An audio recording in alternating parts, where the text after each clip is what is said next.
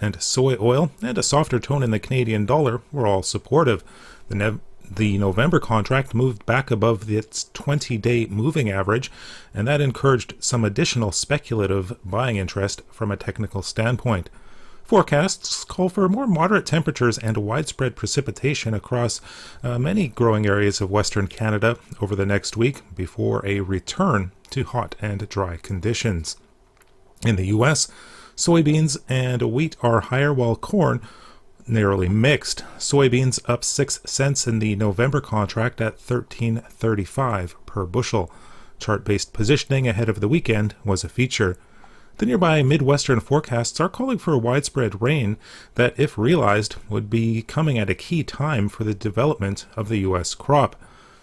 The USDA did announce private export sales of 131,000 tons of soybeans to China this morning, which was a bit supportive.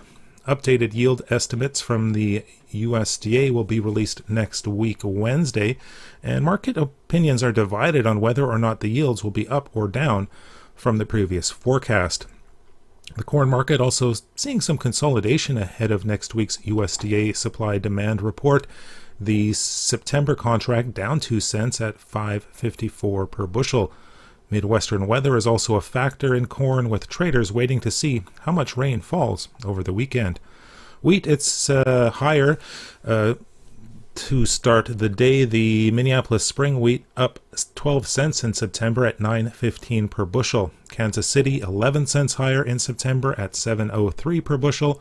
And Chicago up 5 cents in September at $7.18 per bushel. Production issues in a number of wheat-growing regions of the world, including the drought in North American spring wheat areas and excessive moisture in parts of Europe, provided support. France's wheat harvest is about 2/3 done, according to reports out of that country. That's well behind the 97% average for this time of year. That's a look at the ICE futures and U.S. markets for Friday, August 6th. In Winnipeg, for Markets Farm, I'm Phil Franz Warkentin. The demands and long days of the harvest season are ahead. So now's the time to get the equipment you need to work more productively and harvest more savings too. Visit Butler Farm Equipment in Fort St. John during New Holland Harvest Days for more ways to work your best and save. You'll find great deals on select New Holland tractors, hay tools, and harvesting equipment, including 0% financing and cash back. Stop by Butler Farm Equipment in Fort St. John today for details. But hurry, Harvest Days end September 30th, 2021. The opinions expressed during this show do not represent those of this station. If you've missed any of this show, you can follow the podcast at energeticcity.ca. Now, an in-depth look at the news and information shaping our community. This is Moose Talks with your host, Doug Craig, on Moose FM. Welcome to the show. A little later on, we're going to be talking with Cheryl Montgomery of the Fort St. John Chamber of Commerce. There's lots going on, lots of jobs out there, and I mean lots and lots of jobs. So we want to talk to her a bit about what that means for their members, how they're dealing with the situation, and how they're weathering the gradual lifting of COVID-19 restrictions and supports from the government, and what they're going to be doing moving ahead. But first, the opioid crisis continues in the province and in Fort St. John, and a new support group is available to those who have experienced loss due to overdoses. To talk a bit about what this group is and what they're about, we're joined now by the group's founder, Heather Boswell. Heather, thank you very much for being on the show today. Thank you for having me. I'm really grateful you're here to talk about this. So why don't we start with the group itself? Can you tell us a bit about what it's about and what you guys are about? The group is about supporting one another, people who have lost loved ones to this crisis. It's just letting you know you're not alone and helping people with the grief. And this is something that hasn't existed before that you know of in this town, hey? Not really. I did a grief group with another girl, but it sort of didn't go in the right direction. So I feel this is more what is needed. Mm-hmm. As a group in this town, for sure. Mm-hmm. Is that kind of why you started it? You just saw that there was a need for this, maybe even in yourself or people you knew, and you said, why don't we get together and essentially discuss it and talk about it and see if we can come, heal that way, perhaps? Yes. Well, I belong to Moms Stop the Harm, and they actually helped. Knowing there are people that have been through the exact same experience you have makes it a little bit easier, as easy as grief can be. I know that there's a lot of people in this town. We do have the highest per capita in BC and have had that dubious honor for a long time. I just feel that people aren't reaching out to each other. So definitely there's this need. We need to get together. We need to talk. We're going to talk about the stigma and the need to talk in a minute, but I want to talk a bit about your personal story because, of course, your son Chris, I believe, died of an opioid overdose. I hope that's correct. If I'm wrong, I apologize. But can you tell me a bit about what that was like to go through without an established sort of support network that could help you in this town to deal with it? It was tough. I felt I was all alone. But I found Moms Stop the Harm, and they helped me. They helped me a lot. Grief, when it's your only child, it's tough. People would look at me, and they almost like accuse, like, oh, your son's a drug addict. He was a recreational, but that doesn't matter because they're still people. They're all people, and the way people are treated in this town is tough. So there was nobody for me to talk to. There was no groups, nobody I could talk to. So I had read about Moms Stop the Harm before my son actually had passed away. And I had joined the group. And I realized that this town needs that here. So it's really important to me. The stigma, which we've talked about already a bit here. This group is sort of a way to try to reach past that, isn't it? To say, hey, let's all talk about it, no matter what you feel or what others feel about what's happened to you and your family. We can get through this and again, hopefully heal a bit by talking about it, right? I think the biggest problem with this is the stigma. People are so embarrassed when one of their loved ones dies. They don't want to say what it's from because they're embarrassed. They think people judge them. And in a way, some people do. We have to stop using words like, crackheads and things like that. We need to start accepting these people are brothers and sisters, mothers and fathers, daughters and sons of people. Once we get past that, people aren't going to be so ashamed and they're actually going to come out and actually talk about it. But right now, too many people are embarrassed or ashamed. The group, I don't remember exactly when the first post went up about it, but you put it in like everything Fort St. John or What's Up Fort St. John on Facebook.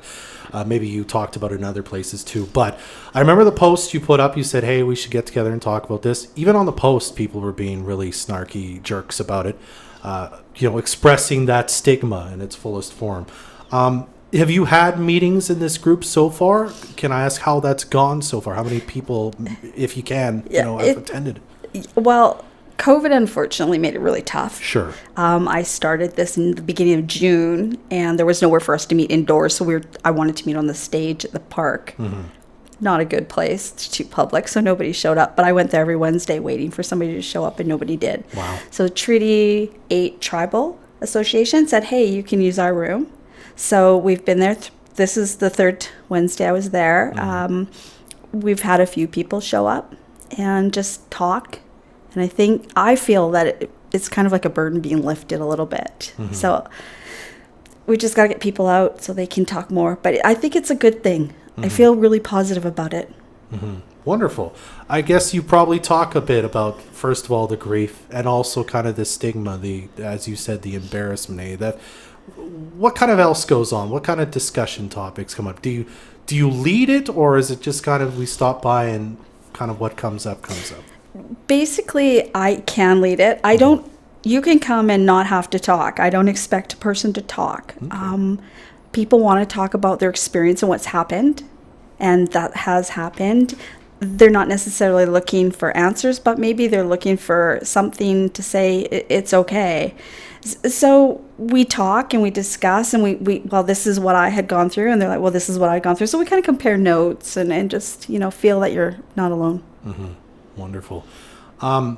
We keep bringing up the stigma, and I apologize for that. Okay. But there's a stigma in society about this, as we said, even politically, right? There was some discussion some time ago about a safe injection site in the city. So I have to ask, a group like this that, you get some people interested, they come, they share stories, or they just sit and listen and maybe start to feel more comfortable and less embarrassed about it. Are you hoping this turns into perhaps some people who get together and start lobbying to help reduce the stigma further, even institutionally, so that we can treat drug users and be upfront about what's happening rather than, kind of hiding behind it as we sort of see now? Definitely. I have actually am involved, trying to be involved in more groups. And I've discussed this with Jared at the Salvation Army. And we have all these little groups doing all different things, and they all do different steps throughout a person's life. But we're all not doing it together. And if we get together, we can start making change. I feel that our city council, they talk the talk, but they do not walk the walk. And the safe injection site is the perfect example. They basically said, hey, we're open to it, but we're going to put it in a corner here and everybody has to vote. And if they don't want it, we're not going to do it. That's just basically saying, no, we're not going to do it, is what they're doing. And so to me, that was like a slap in the face. And I really wish I'd been there, because I would have stood up and said something. So yes, along with Mothers Stop the Harm, we are pushing to get rid of the stigma. Are you seeing, I think there was some money announced recently from the provincial government. I don't have the number in front of me, to some supports anyway. I assume you want to see more from the province on this as well, hey? I want to see it handled a little bit differently. I mean, it's a good start. Yeah. But the biggest issue with using drugs is it's a mental health issue. People aren't doing it to die, which I hear all the time. Oh, it's a lifestyle choice. It's not. People are doing it to escape something in their life that is awful, something horrible. So we need more mental health. And I read lots of stories. Oh, throw the drug addicts in and treat them, or don't give them drugs. Like, how people can say that. My favorite saying is, why should we give people free drugs? People who are diabetics don't get free insulin. It's like comparing apples to oranges. And that also is an insult too, when people say that, because they don't understand. So I try not to get mad, because they don't understand. So you're right. We need to do more. I don't believe the provincial government is doing enough. They have talked about a safe drug supply. They have been talking about that. Let's see it happen. We can talk all we want, but we need to make that the action. We need action. Okay, absolutely. I want to end on this one. Maybe somebody's listening right now who's experienced something like you have. They're embarrassed, or they're worried about the stigma. Talk to them. They're struggling. What do you want to say to them that says to encourage them to come to this group, to sit and listen, even as you say, or talk about their experience? What do you want to say to that person who might be listening right now? I want them to know that they won't be judged. They can come to this group, and if they want to talk about it and share, they're more than welcome. But to feel that we are all together, we are a group, and we are supporting each other. And just don't let people judge you, and don't try and do this alone. It's hard. All right, Heather. That person listening who decides to do it, where can they go to the group now? How can they get in contact with you, that sort of thing? I am fine with them calling me on my cell, because some people are very private. They can call me on my cell. We do meet on Wednesdays at 7 p.m. at the Treaty 8 Tribal Building on the corner of 100th and 101st, across from the Lido Theatre. Okay. So it's every Wednesday right now. Okay, and it's just drop in. You can just show up. Drop in. Perfect. Doesn't cost anything. Just drop in. Okay. Heather, I really appreciate you taking some time. I know this is can be a difficult conversation, and I'm grateful that you're on here trying to end the stigma on this, and we'll talk about this more as we go forward. Thanks for being here. Thank you for having me. That's Heather Boswell with the Opioid Crisis Support Group. We'll be right back to talk about Fort St. John Chamber of Commerce matters, I should say, with Cheryl Montgomery right after this on Moose Talks. Parks, culture, news, business, community. The City of Fort St. John strives to keep you informed about everything going on in the energetic city all year round. Whether it's upcoming community events, construction reminders, project planning, yard waste and recycling, or important info for property owners, the City of Fort St. John will make sure residents are always in the know. To stay up to date, visit fortstjohn.ca. The City of Fort St. John, where nature lives, families flourish, and businesses prosper. When you hear the term summer fun, you think about pools, beaches, and all kinds of outdoor activities. But this summer, you can have some fun indoors too, with help from Veronica's Closet. Stop in and see Veronica's selection of couples wee vibes, fleshlights for men, board games, and massage candles, which are never hot enough to burn your skin. Plus new designer tanning and skin lotion, beautiful new bodysuits, wigs, and more. Veronica's Closet, your all-grown-up store on 93rd Avenue. Change is constant. At Arctech Welding and Machining, change has focused on sustainability, using new technologies and solutions to cut our carbon footprint. We've switched to recycled glass blasting material and have upgraded our diesel air compressors to electric to reduce airborne pollutants. For 22 years, Arctech has been on the forefront of industry changes, evolving, upgrading, and remaining fast, friendly, reliable. Visit arctech-welding.com. Pretty bird, pretty bird. Oh, you're such a pretty bird. If you're looking for your next feathered friend, stop into Friendly Pets. They have a great selection of sweet little parakeets and parrots in all kinds of beautiful colors. Plus, the Friendly Pets team can answer all your bird-related questions and can help set you up with everything you need to care for your bird, including food, toys, bird cages, and more. Friendly Pets, where best friends are made, on 99th Ave in Fort St. John and at friendlypets.ca. One of the most important parts of any vehicle is the windshield. Think about all the things it protects you from. At Alpine Glass Windows and Doors, they know your windshield is a critical safety feature of your vehicle, so they make sure to treat all windshield repairs and replacements with extreme attention to detail. You might not think that crack in your windshield is a big deal until it is. Alpine Glass Windows and Doors in Fort St. John, ICBC Glass Express certified. Visit alpinewindows.ca. Watch this show live on Facebook or download the podcast at energeticcity.ca.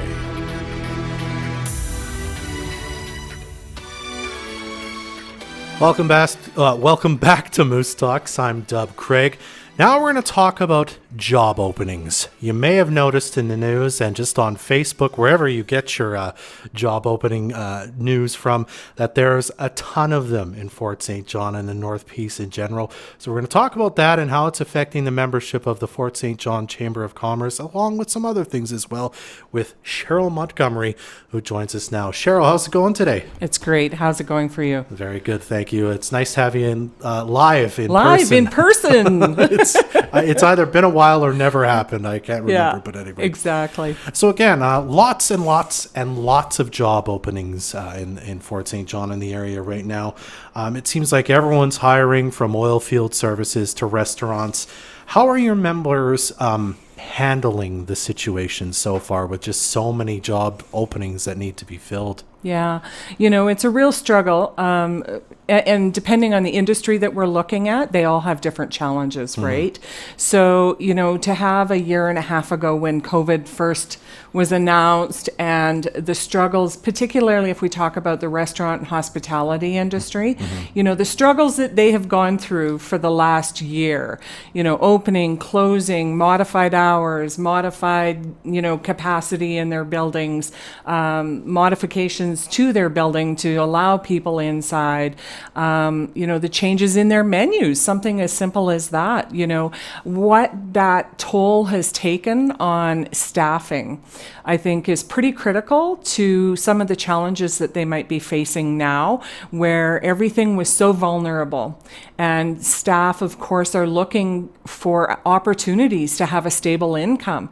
So I think that we're seeing some of the repercussions of a year of restrictions and guidelines and this and, the things that have been placed on restaurants in particular, and the community has supported eating dinner outside in a winter coat, on a patio in -4, when it's snowing. And we continue to support a lot of that industry. And it seems like there's light at the end of the tunnel, and now we have no employees. And part of that is, employees have gone back to school. They're going back to school. Part of it is just that stable income.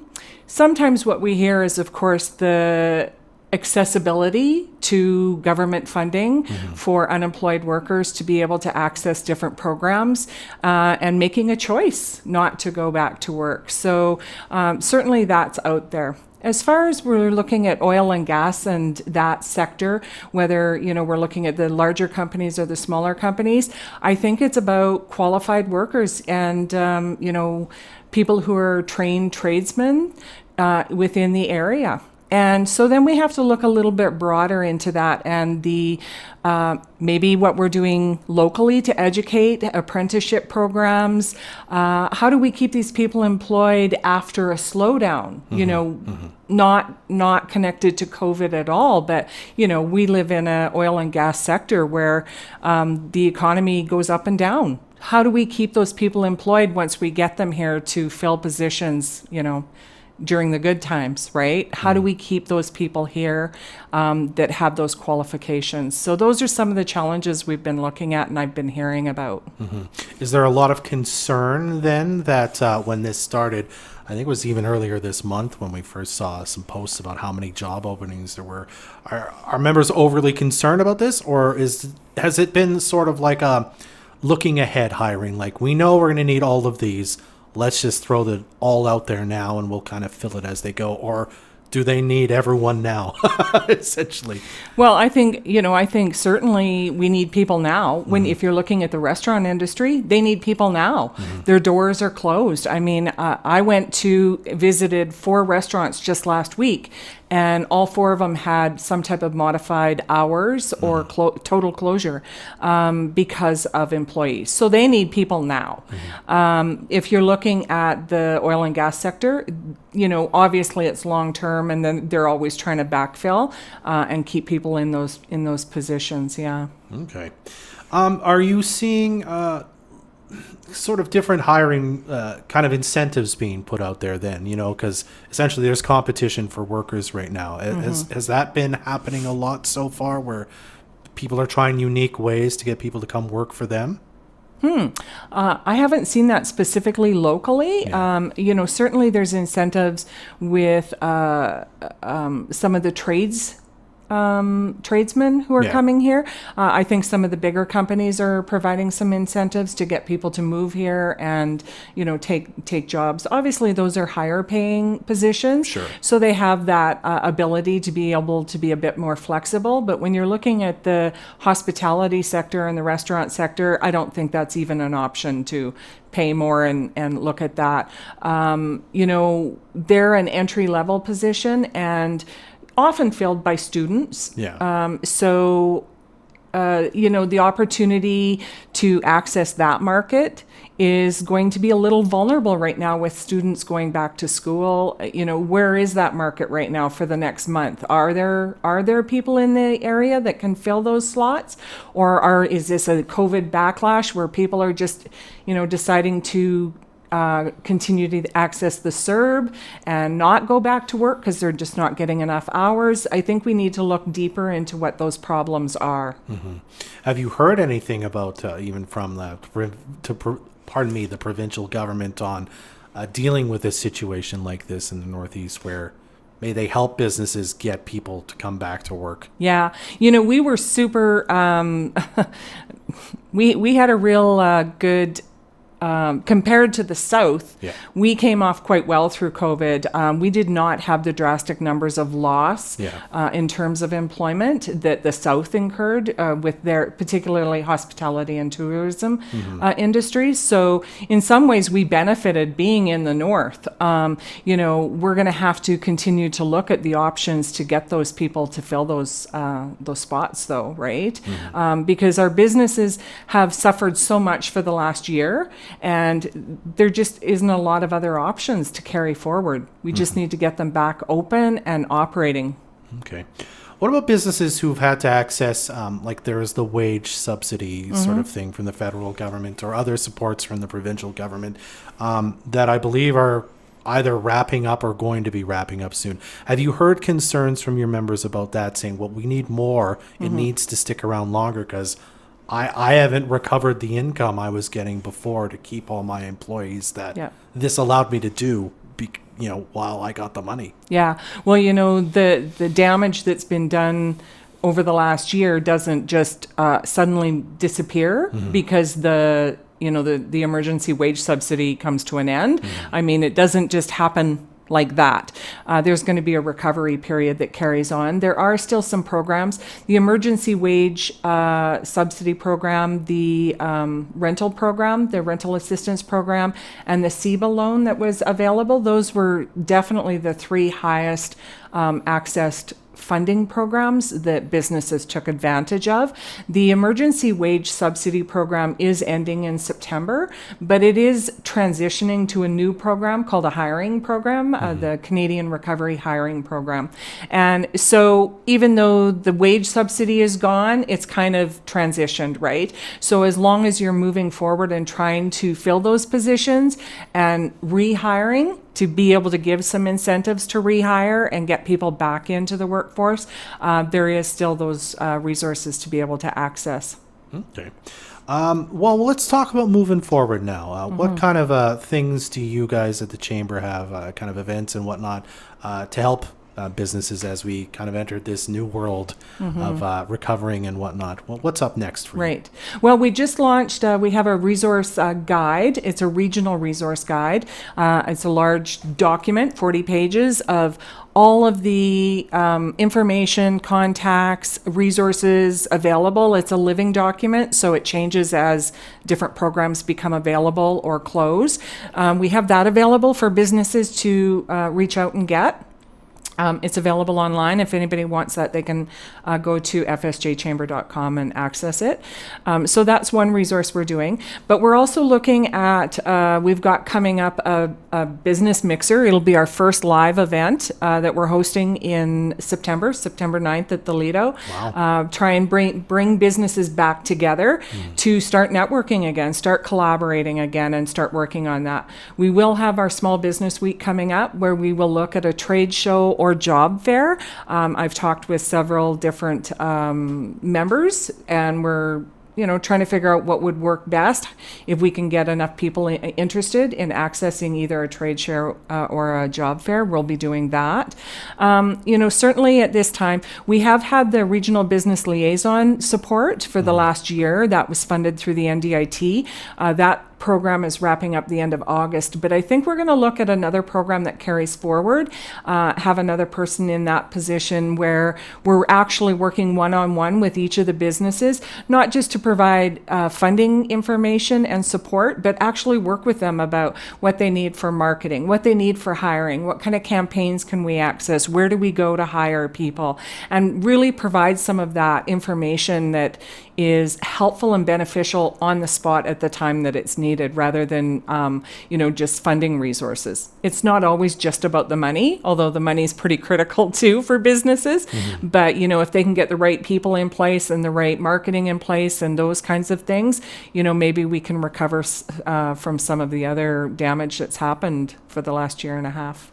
All right, Cheryl, we'll have to leave it there for today, but thank you very much for stopping by to chat with us today. I appreciate it. Absolutely. And if anybody, wants to talk about some of these things that we need to look at, even if it's education programs through the college, give us a call at the Chamber and we'll see how we can help them out. We're here to help businesses get back to business. Absolutely. Yeah. Well, thank you very much, Cheryl. I appreciate you coming by again.